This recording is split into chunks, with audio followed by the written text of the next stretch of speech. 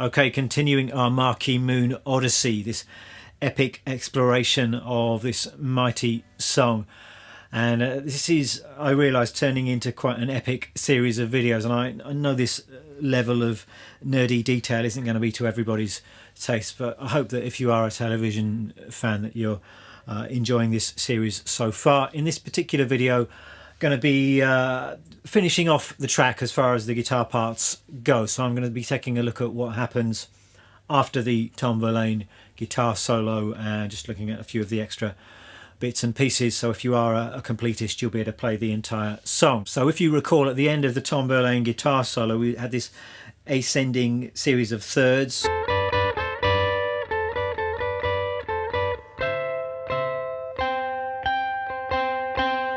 And then we're into this kind of pounding section where the whole band is playing these kind of accents. And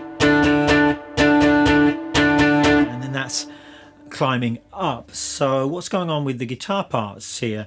We're playing octaves, and I think Lloyd is playing the octaves kind of lower down and Verlaine is playing them higher up, but it's the same notes. So I think for the Lloyd guitar part we can start here. This is a D octave shape, so 5th fret on the A string, 7th fret on the G, and just hitting that octave shape. Straightforward rhythm, just 1 and 2, 3 and 4.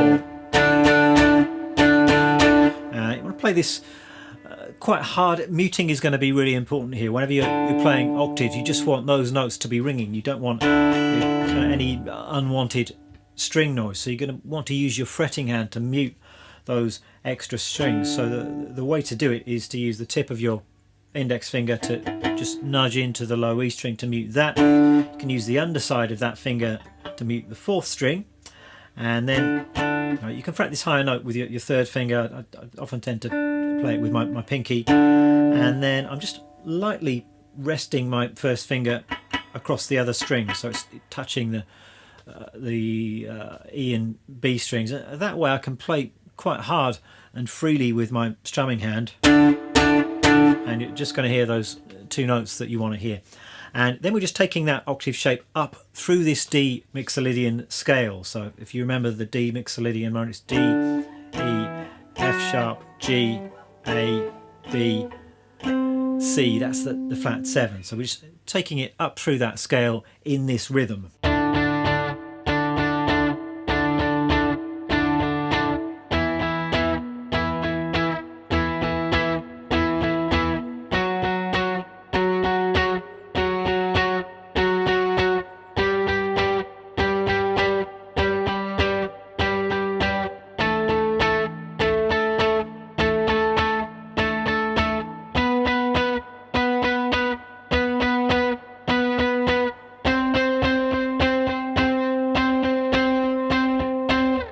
Finishing up on that C shape there, and just getting a bit busier with the rhythm. And then that guitar part is just finishing with a strummed open D chord. And then Verlaine is doing a very similar thing, but he's playing the octaves on the high E and G string. So here, because of the way the guitar is tuned, it's more of a stretch with this shape. So we're starting 7th fret on the G, 10th fret on the high E. Once again, muting the in-between string, and also I'm just nudging into the D string just to keep those open strings under control. And we're just doing exactly the same thing, climbing up that Mixolydian scale, etc. And finishing on this C here. Then we've got this breakdown section, so everything has been building and building throughout the solo, and then this kind of pounding section, so loads of tension, and then it's released in this next section, which is really kind of pretty. And Lloyd is playing some big kind of strummed chords, I think, at this point. So it's going from, I'm hearing it as this. So really just that opening riff to start with. So just 3, 4, letting it hang, 2, 3, 4. It's the same as the rhythm part, and we repeat that, 2, 3, 4, 1, 2, 3, 4. Then we go to E minor, B minor, and then we got C, and back home to D again. And then what Verlaine's doing on top of that is this really pretty picked part.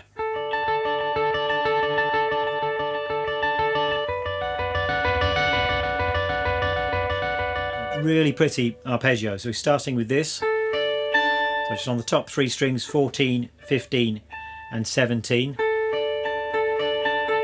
this is played over the D chord, so it's kind of a D power chord kind of thing.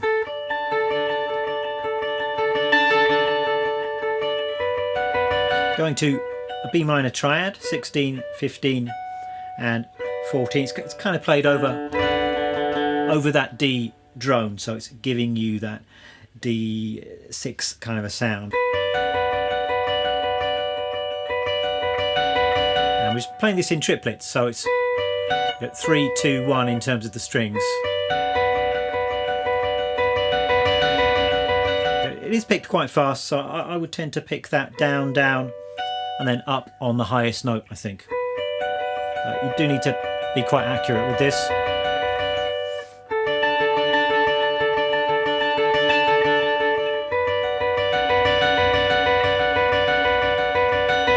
And so it does that twice. It stays on this B minor triad, but that's played over the E minor as well.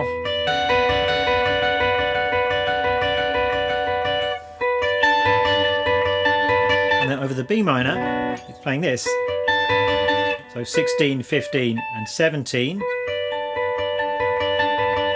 Just giving you kind of a B minor 7 sound. And then we're coming down. So to this shape, this is, I mean, it looks like an A minor triad, but it's being played over the C chord. So this is, it's kind of functioning as a kind of a C6 sound if you look at these notes in relation to the root note of the chord you're playing over.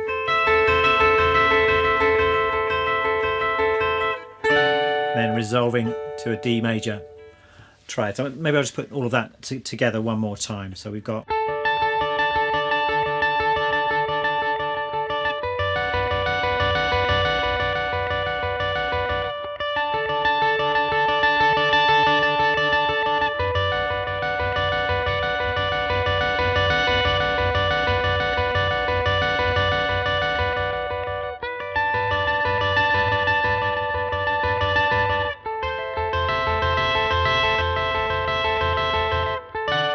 ending on that D chord there. And just one final detail, over the top of that section you can hear an overdubbed part, just playing these kind of, it sounds something like that, so these kind of high notes. I'm not quite sure how this is done. It may just be, you know, this kind of thing played with quite a thin bright sound. You know, I can hear that high D in there as well, so that 22nd fret, and I don't think either of them would be playing 22 fret guitar, so that's a little bit puzzling.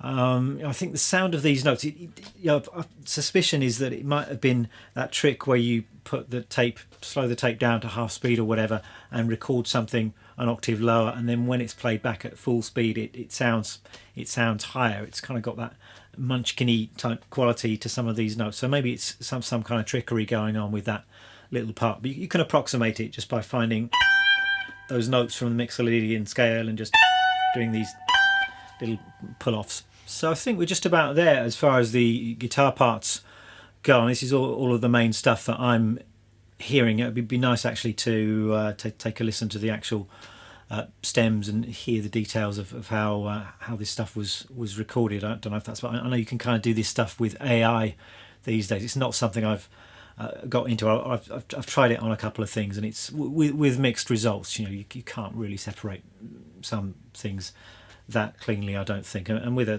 track like this, I'm not sure exactly how helpful it would be. But it would be interesting to find out exactly how this stuff was recorded, you know, how many overdubs and things were going on in there. But yeah, I think I've got to the bottom of most of what's going on here. You know, this is my sort of best guess as to what is happening with some of these parts. You know, whenever I sit down to transcribe this stuff, I do my best to be accurate, but I'm not sort of getting too stressed about it these days. There may, I dare say, be a few details that I've not got quite right. Were I to sit down and look at this tune again in a few months' time, I'd probably change my mind on a few of these things. But I hope this is giving you a nice, authentic sounding, playable version of this tune. So that's it as far as the actual guitar parts go, but I'm going to do one further video when I'm going to be talking about gear and tone. So I'm going to talk about what was used to record the original version of this tune, and I'm going to talk about what I'm using today to try and get